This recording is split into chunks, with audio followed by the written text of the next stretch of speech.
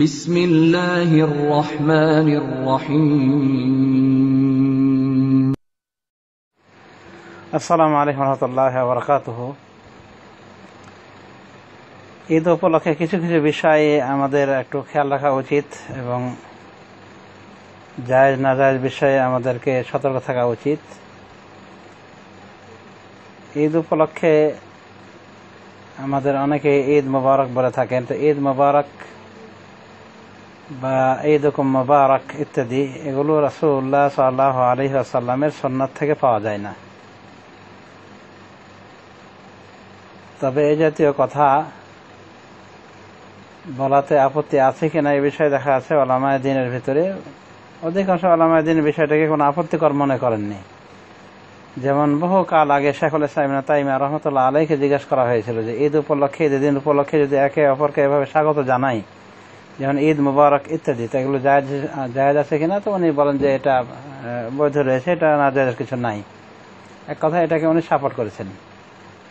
এবং ইমাম আহমদ বিন হাম্বলের কথা বলা হয়েছে যে ওনাকে যদি কেউ ঈদের দিন স্বাগত জানায় তো উনি বলেন যে আমি কাউকে নিজে থেকে স্বাগত জানাতে যাব না, ঈদের ওই মোবারকবাদ দিতে যাব না, তবে কেউ যদি দেয় উত্তর দেব, কারণ জবাব তাহিয়া ওয়াজিব, তাহিয়াতের জবাব দেওয়াটা ওয়াজিব। মানে কেউ যদি অভিবাদন জানায় তার অভিবাদনের জবাব দেওয়া ওয়াজিব উনি বলতেছেন ইমাম আহমদ বিন হাম্বল রহমতুল্লাহ আলাইহি।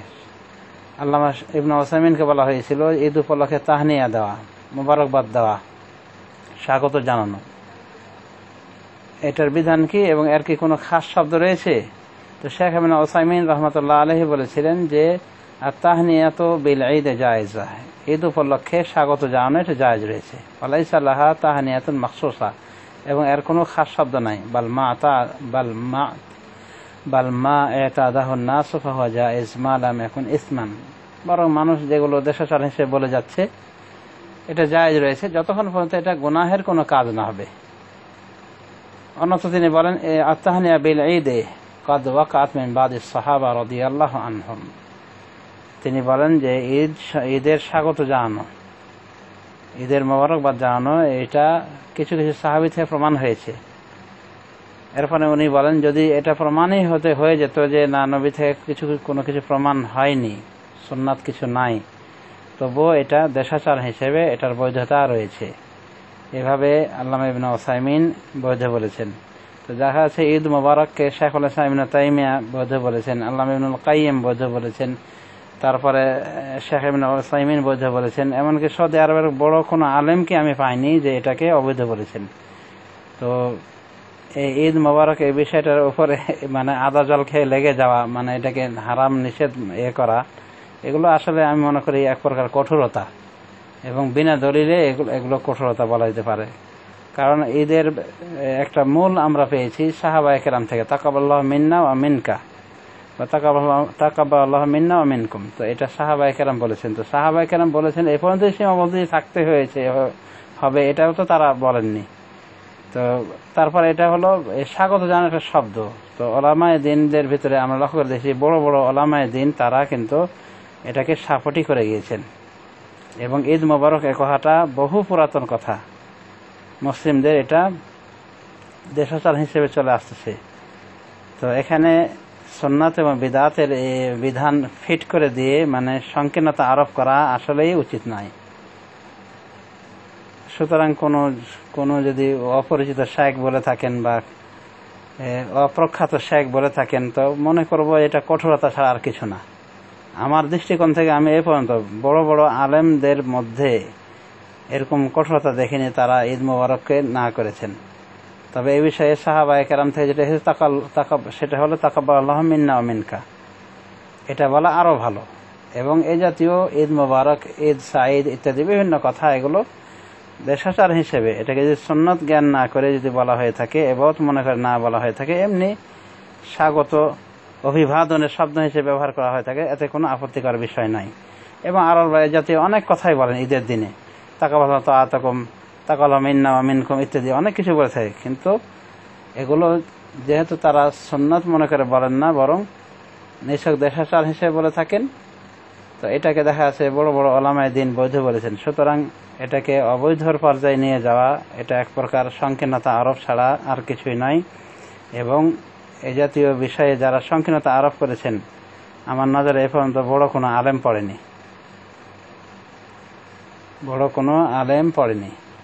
এবং বড় বড় ইমাম, যেমন ইমাম আহমদ বিন হাম্বল, তিনিও এটাকে স্বীকৃতি দিয়েছেন। অর্থাৎ ঈদের দিনে যে কোনো শব্দে তাহনিয়া দেওয়াকে উনি বৈধ বলেছেন। তবে উনি নিজে ব্যক্তিগতভাবে বলেছেন যে আমি নিজে শুরু করব না, তবে কেউ যদি আমাকে শুরু করে আমি তার জবাব দেব।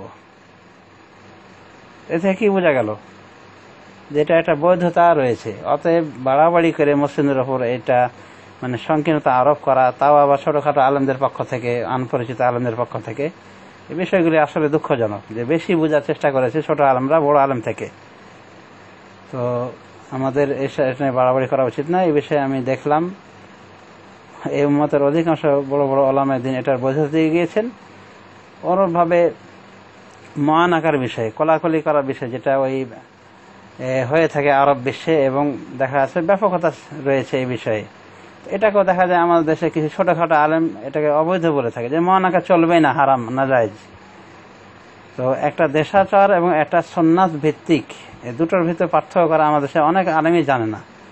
তো দেখা গেছে শেখ ইবনে উসাইমিনকে জিজ্ঞাসা করা হয়েছিল এই বিষয়ে, যে ঈদের দিন যদি কোলাকুলি করা হয়, মুআনাকা যেটা বলে, মানে ঘাড়ের সাথে কাঁধের সাথে কাঁধ মেলানো, আসলে কোলাকুলি নয়, এটা আমরা বাংলা ভাষায় বলে থাকি। তো কাঁধের সাথে কাঁধ মিলানো এটা বৈধ কিনা ঈদের দিন? তো উনি বলছেন দেশাচার হিসেবে এটা বৈধ রয়েছে, এতে কোনো আপত্তিকর বিষয় নাই।